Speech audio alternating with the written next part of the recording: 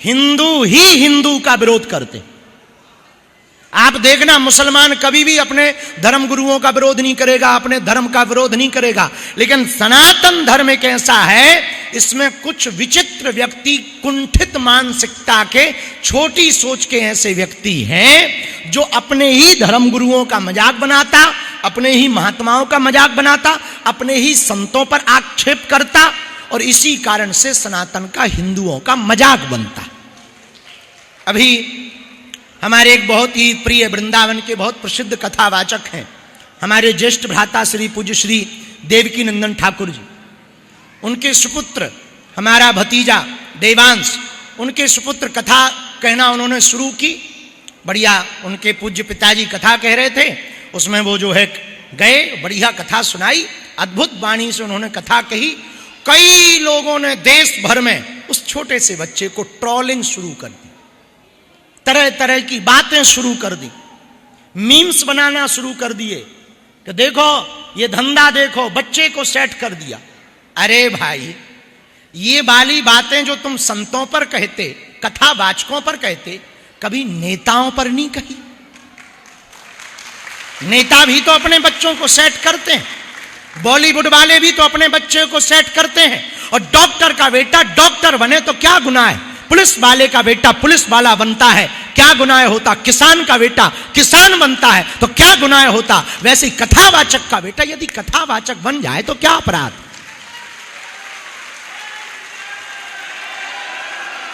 फिर भी इसी हिंदू धर्म के लोग पोस्टें डाल रहे, मीम्स बना रहे और बच्चे को टारगेट कर रहे हैं। हम इतना ही कहेंगे, कम से कम मुसलमानों से सीखो, वो अपने धर्म गुरुओं की कभी उपहास नहीं उड़ाते। और वो हिंदू हिंदू नहीं है जो एक हिंदू होकर दूसरे की टांग खींच। अरे भाई, कथा तुम्हें नहीं सुननी तो तुम उनके पंडाल में मत जाना। वो कौन सा तुम्हें जबरदस्ती किडनैप कर रहे हैं?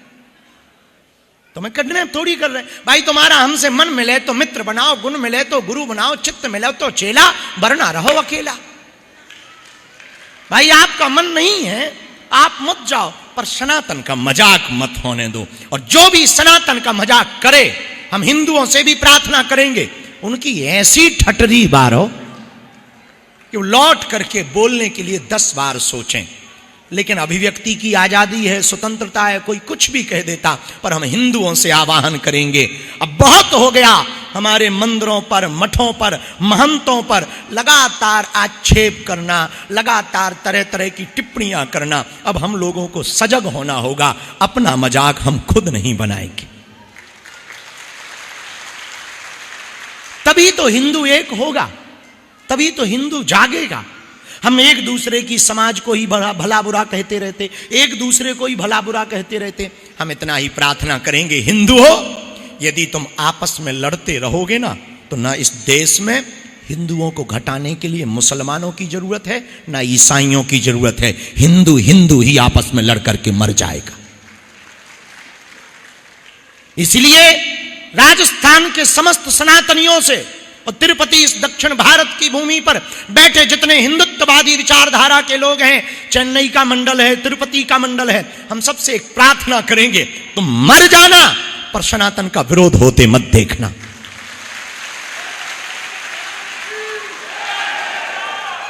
और मैं वैसे भी राजस्थान की वीरों की भूमि है, उस भूमि से आए हो जहां महाराणा प्रताप की खड़ग ने नाकों चनों चबा दिए दुश्मनों को, उस भूमि से आप आए हो, वीर प्रसूता भूमि से आए हो। हमारी प्रार्थना है, जैसे एकजुट रह करके मारवाड़ी समाज, जैन समाज रहता है, एक बात और हो, आपस में समाजों का टकराव बंद हो जाए, मंडलों का टकराव बंद हो जाए, सेवादारों का टकराव बंद हो जाए, महंतों का टकराव बंद हो जाए। हिंदू एक हो जाएगा तो भारत हिंदू राष्ट्र हो जाएगा।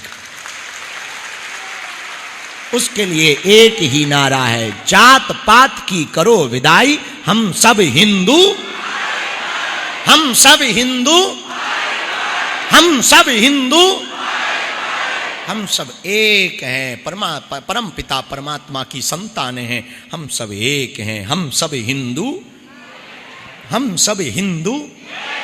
और एकता में ही ताकत है। एक आदमी चला जा रहा था, राजस्थान का था, होगा जोधपुर का, एक आदमी था राजस्थान का, जोधपुर का, नाम चंगीलाल। चला जा रहा था, एक पत्थर उठाया, कुत्ता था, और कुत्ता तो हर जगह होते हैं, उसने कुत्ते को पत्थर मारा, कुत्ता भाग गया।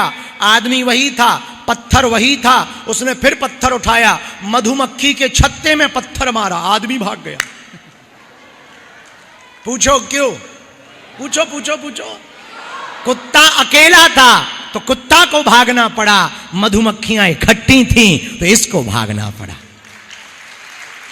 ऐसे ही हिंदू समाज सनातनी अकेले रहेंगे तो हम लोगों को देश छोड़ना पड़ेगा, भूमि छोड़नी पड़ेगी, परिवार छोड़ना पड़ेगा। यदि हम लोग इकट्ठे रहेंगे, भारतीय बनकर रहेंगे, सनातनी बनकर रहेंगे, तो देशद्रोहियों को भारत छोड़ना पड़ेगा।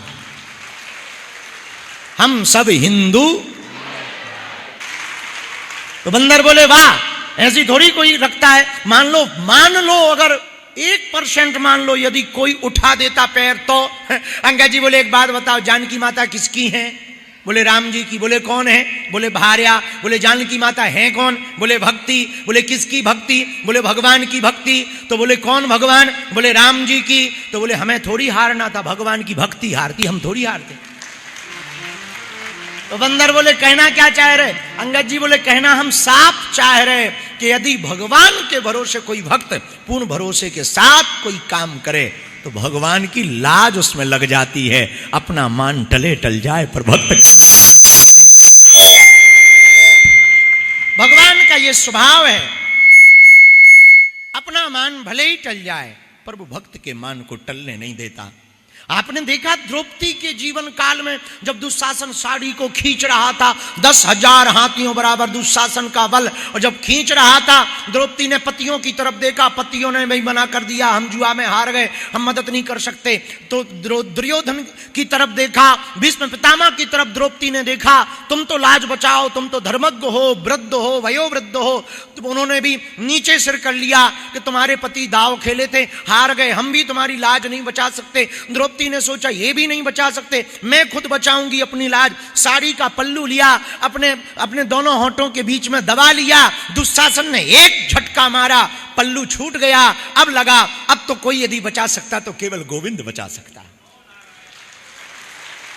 और कोई हमारे इज्जत को बचा नहीं सकता।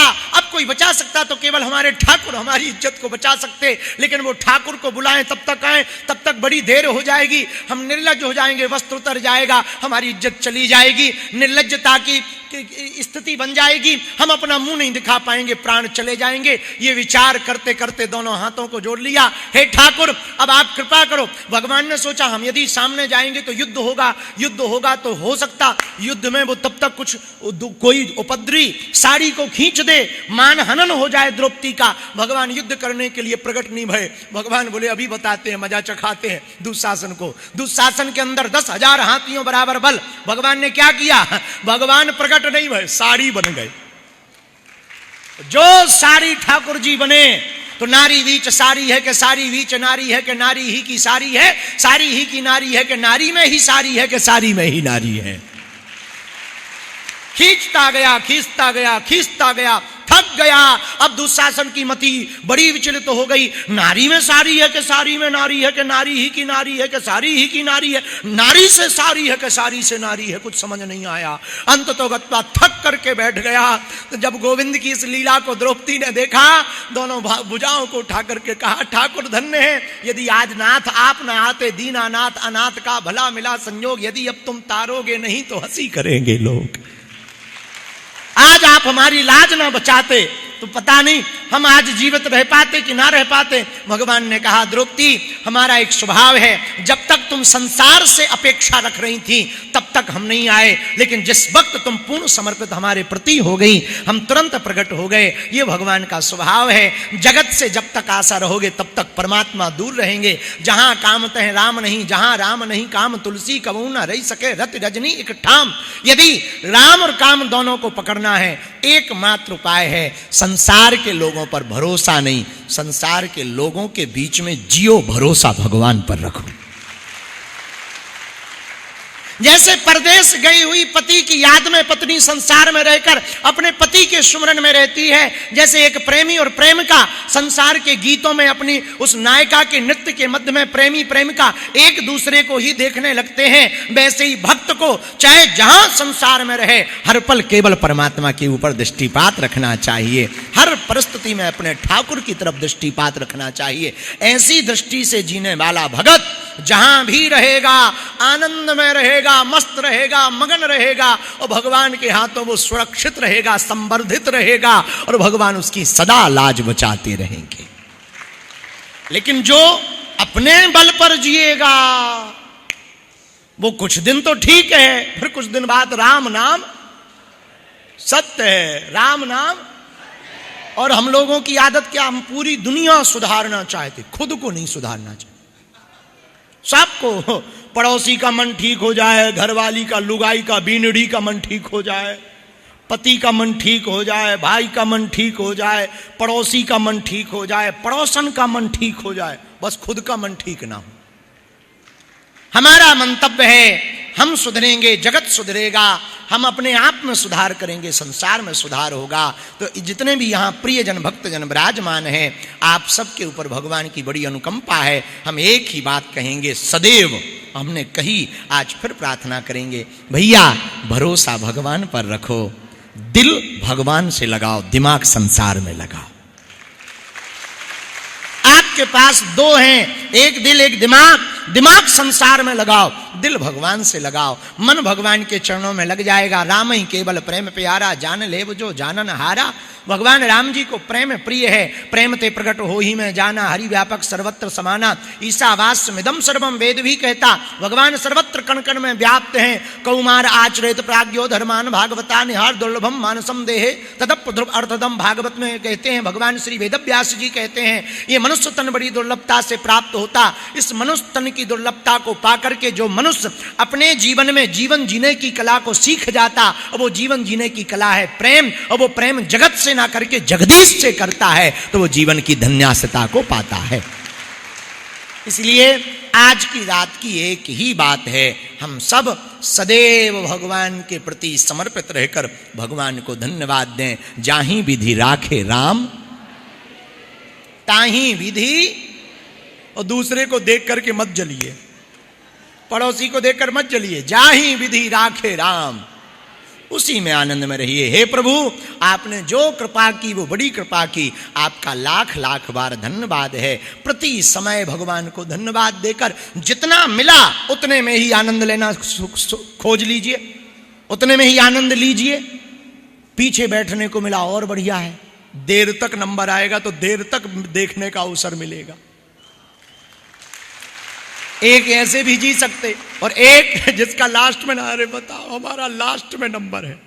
एक बात बोलें, कह दो, बोलो। कभी आप लोग परेड देखे हैं? परेड आर्मी की या पुलिस की परेड देखे हैं?